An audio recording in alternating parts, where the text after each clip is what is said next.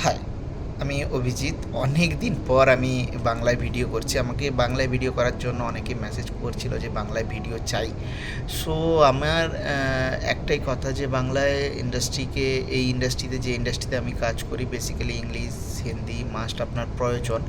So আমি information share করব বাংলাতে আপনাদের কাজে লাগার জন্য। সো আমি আজকে যে টপিকটা নিয়ে কথা বলতে চাইছি সেটা হচ্ছে, আমি সবসময় অ্যালকোহল নিয়ে বেশি কথা বলি। আজকে আমি অ্যালকোহল নিয়ে কথা বলবো না, আমি ফুড নিয়ে কথা বলবো। ফুড নিয়ে এই জন্য কথা বলবো, বেসিক ফুড নিয়ে। এখন মডার্ন কুইজিন চলে এসছে। মডার্ন কুইজিনে আমরা বেশিরভাগ দেখি না যে কুইজিন ইন্ডিয়াতে লট অফ কুইজিন আছে, ঠিক আছে।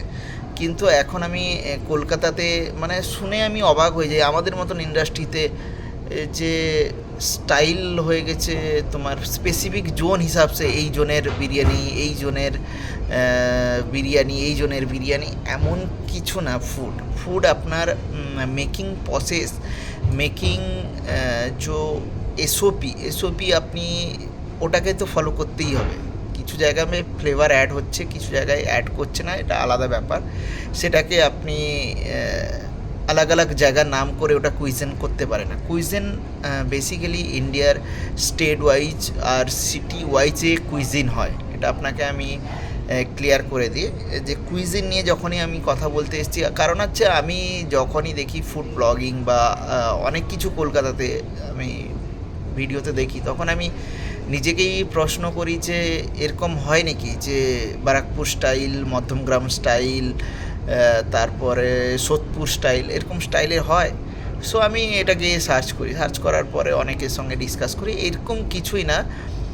ওখানে কিছু কিছু ফ্লেভার অ্যাড করে, কিছু কিছু মানুষের ওটা চাহিদা থাকে ওই জনের, তো এই হিসাবে ওরা নাম দিয়েছে কুইজিন। আমরা ওকে বলবো না কুইজিন। কেন বলবো না কুইজিন? আমি একটু আগেই শেয়ার করলাম যে সিটি হিসেবে আর স্টেট হিসাবে কুইজিন হয়।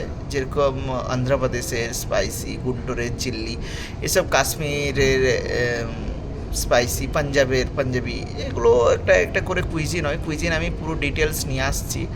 সো কলকাতারও কুইজিন আছে, কলকাতার খুব ভালো ভালো খাবার আছে। সো তার মধ্যে আমি যেটা